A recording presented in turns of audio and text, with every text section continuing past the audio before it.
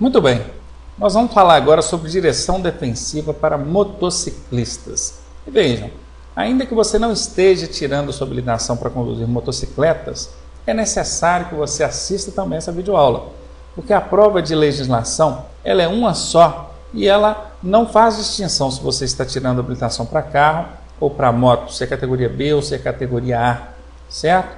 Portanto, na sua prova, ainda que você esteja tirando habilitação para automóvel, categoria B, pode cair questões relacionadas à direção defensiva para motociclistas. Vamos ver. Aqui fica bem representado que o trânsito, a cada ano, a cada dia, ele tem ficado mais sobrecarregado também com motocicletas. Um recurso que as pessoas usam para poder não ficar tão agarradas em congestionamentos é trocar o automóvel pela motocicleta, mas na figura que mostra que isso já tem causado um certo gargalo também. E aqui do lado nós temos um infográfico do G1.com, e ele é de fevereiro de 2014, mostrando que tem uma motocicleta, atualmente no Brasil nós temos uma motocicleta para cada 11 pessoas, atualmente não, isso em 2014, certo? Ou seja, 90 motocicletas a cada 1000 habitantes. Se você está numa cidade que tem 100 mil habitantes, por exemplo, você tem aí 9.000 motocicletas registradas no seu município. Pensaram, é bastante moto. A região sudeste, conforme mostrado aqui, é que tem o maior número de motocicletas. Talvez não por acaso, porque é também a região onde tem uma maior população e certamente um maior trânsito. Ou seja, é um quadro que nos mostra a necessidade de encararmos essa realidade com maior respeito, com maior consideração, porque as motocicletas hoje fazem parte, são parte integrante do nosso trânsito, e o número de acidentes envolvendo motociclistas tem crescido a cada ano, a cada geração aí. Inclusive o seguro DPVAT para motocicletas é um seguro tão caro, por quê? Porque os custos da seguradora ou das seguradoras em relação aos acidentados com motocicletas, eles são enormes. Muitos acidentes resultam em que? Aumento do valor cobrado aí pelo seguro DPVAT anual. Vamos ver quais são os fatores de riscos que envolvem aí a condução de motocicletas. Mudança constante de faixa. Realmente, os motociclistas têm esse hábito de fazer uma alternância constante entre as faixas.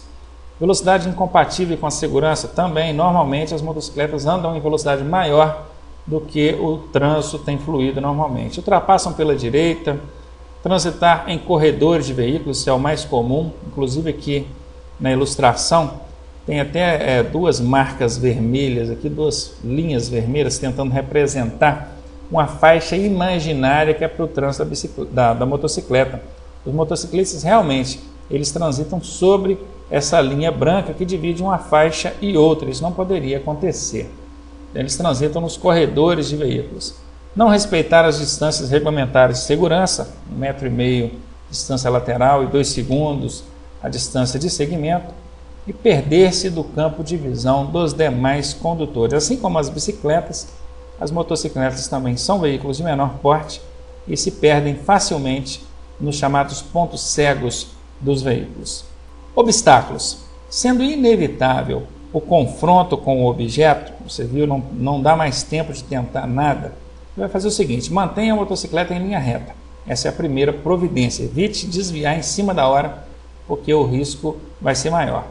Erga-se do assento e flexione pernas e cotovelos. Assim você fará um melhor amortecimento do impacto causado pelo objeto ali com o qual você vai se confrontar. Não freie nem acelere. Simplesmente deixe a motocicleta passar. Erga-se do assento, flexione braços e pernas e tentar, assim, com essas medidas, amenizar o impacto gerado em razão do confronto aí. Frenagem. 70% da capacidade de frenagem de uma motocicleta se concentram em seu freio dianteiro. 70% está no freio dianteiro. Portanto, utilize corretamente os freios. Gente, existe um mito de que em motocicletas não se usa o freio dianteiro. Por favor, Vocês acabaram de ver aqui agora, estão vendo na tela, que 70% da capacidade de frenagem de uma motocicleta está concentrada em seu freio dianteiro. Portanto, usar só o freio traseiro não é uma boa ideia. Vamos ver aqui, ainda na tela, o que uma experiência prática que nos mostra em razão da utilização correta ou incorreta dos freios da motocicleta. Vocês estão vendo aqui 3 situações diferentes. Olha, nós temos essa situação, essa e essa.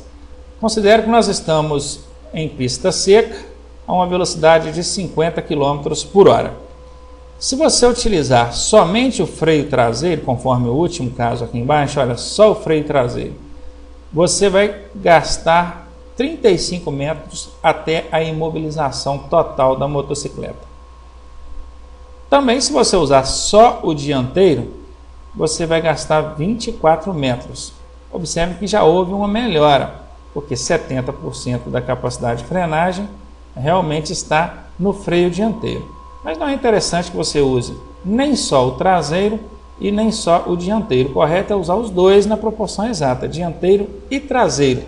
Assim, conseguindo uma imobilização total da motocicleta em 18 metros. Conseguiram observar aqui na tela que a utilização adequada dos freios fazem toda a diferença? Pensa bem, você tinha aí 35 metros, ou precisaria de 35 metros para imobilizar totalmente uma motocicleta utilizando só o freio traseiro, que é o que a maioria das pessoas fazem. E você conseguiria imobilizar essa mesma motocicleta nas mesmas condições com apenas 18 metros, ou seja, a metade praticamente desse espaço, utilizando os freios dianteiro e traseiro nas proporções 70% para o freio dianteiro e 30% para o freio traseiro. Portanto, sabendo disso, procure se educar na prática, praticando, assim que você começar a fazer suas aulas de direção, de maneira a corrigir essa postura na hora de utilizar os freios. Eu mesmo tive que me policiar e me educar e treinar para conseguir esse resultado, a utilização correta dos freios. Eu posso dizer uma coisa, melhorou muito na condução da motocicleta. Outra coisa é sobre curvas. Andar de moto é saber fazer curvas. Eu assistindo algumas videoaulas do Bruno Corano, piloto de teste, ele é do interior de São Paulo, eu não posso falar qual a marca que ele representa, mas o cara é profissional. Ele inclusive fez uma brincadeira, diz ele que andar de moto é saber fazer curva, porque em linha reta até a vozinha dele anda, certo? Perceberam? Sabendo disso, mediante o depoimento de um profissional, a gente precisa conhecer aqui pelo menos os 3 métodos básicos de curvas ou de fazer curvas com motocicletas. Vamos à tela para a gente entender melhor sobre esse assunto. Nós temos aqui o primeiro caso, onde a curva será feita com o veículo em alta velocidade. Para a gente melhor entender sobre isso, é o seguinte: ao curvar com a motocicleta, se você tem uma curva para a direita, as forças da física tendem a jogar essa motocicleta para o sentido oposto, o sentido contrário da curva, ou seja, para a esquerda.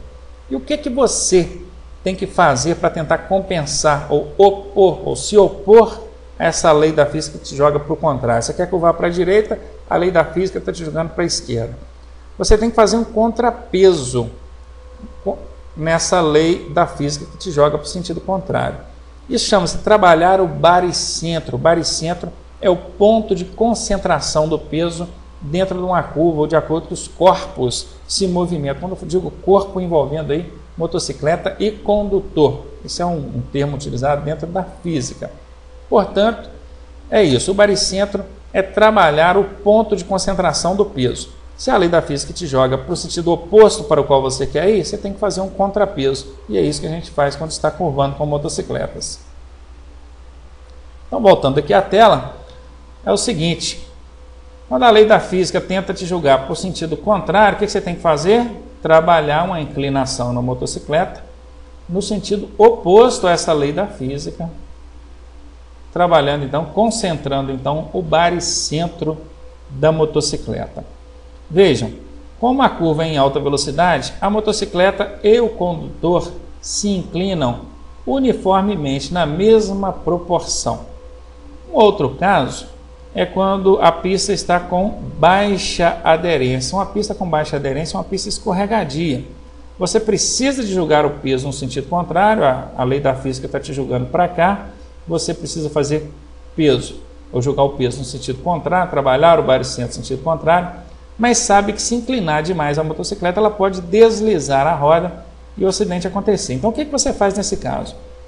Tenta manter a motocicleta na posição mais vertical possível, enquanto você inclina somente o corpo. Assim, você terá um melhor contato das rodas da motocicleta com o pavimento, evitando então o deslizamento.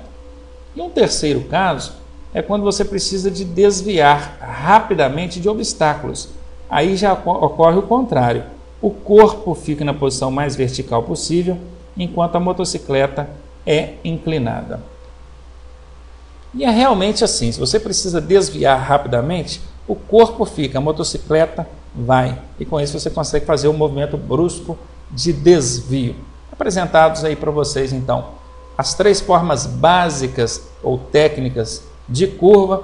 Espero que isso sirva para vocês na prática e também se cair alguma coisa a respeito na prova teórica, a prova escrita, vocês já estão por dentro aí desse assunto tão importante na condução, na pilotagem de motocicletas.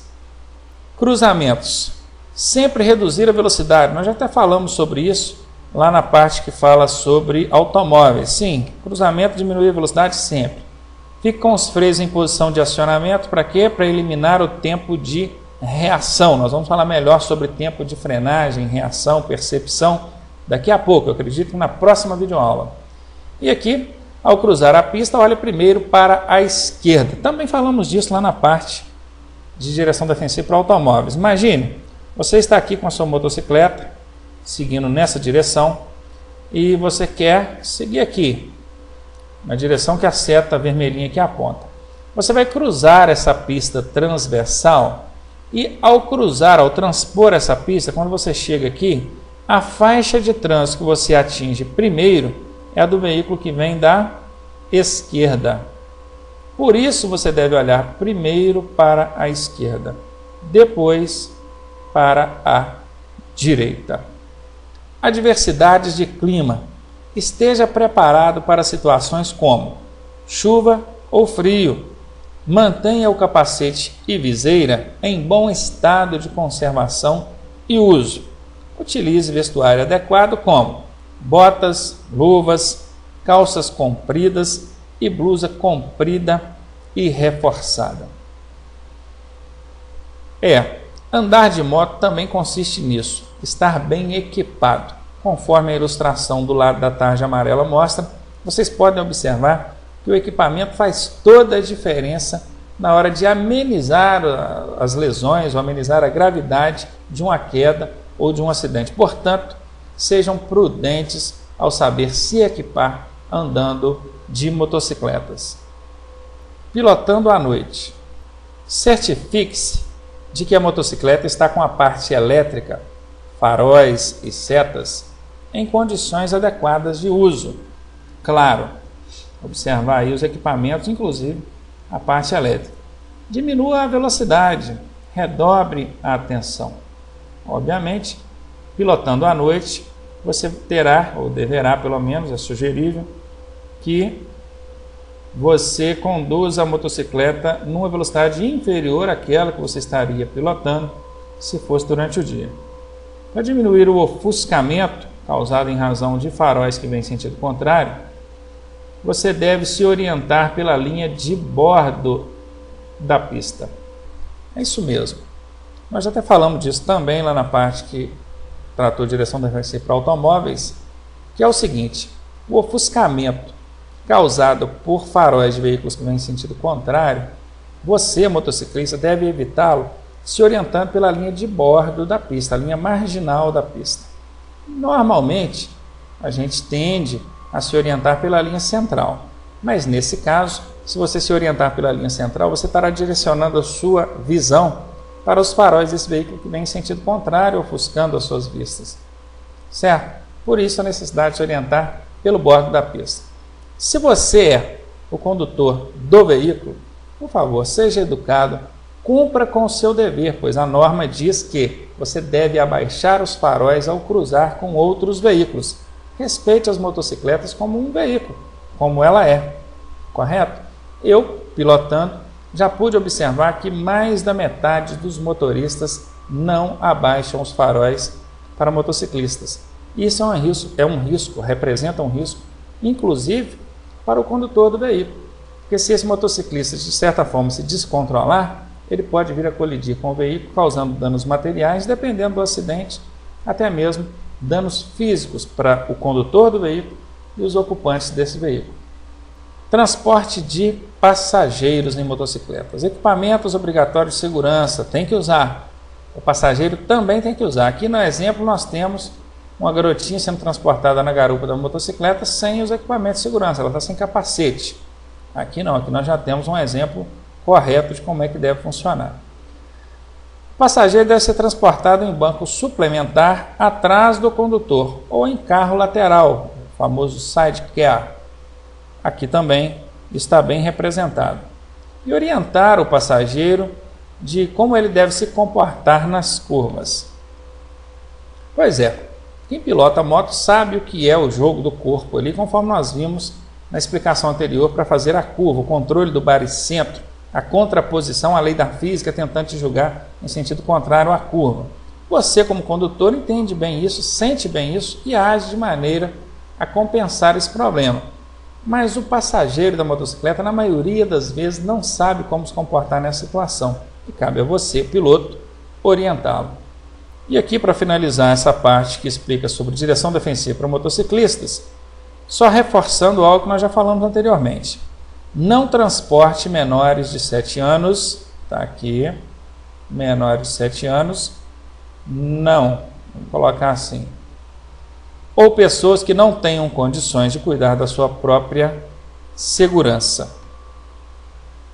Cuidado com o seguinte, transportar uma pessoa de 7 anos na garupa da motocicleta não é infração de trânsito, já falamos disso anteriormente, estou reforçando. É infração se essa pessoa tiver menos de 7 anos, é o menor de 7 anos. Fiquem atentos a isso aí. Com isso nós fechamos aqui essa parte de direção defensiva para motocicletas e já voltamos concluindo aí o nosso curso. Na próxima aula a gente já conclui esse treinamento sobre direção defensiva.